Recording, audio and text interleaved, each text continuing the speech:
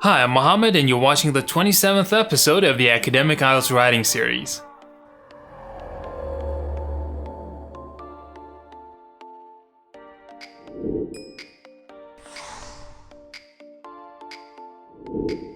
In this episode, we'll write the problem solution essay's conclusion paragraph. Now let's get started.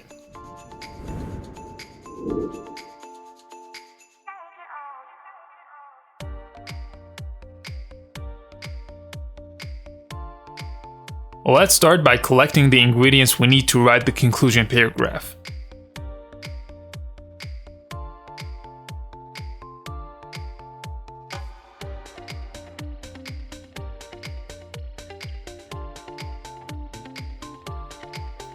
And here's the conclusion paragraph.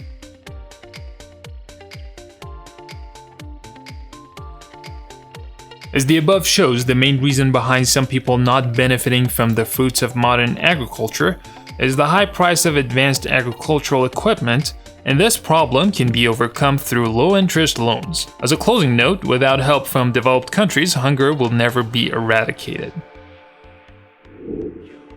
Well, that's just fantastic. We've written a problem solution essay. In the next episode, we'll complete our double action essay.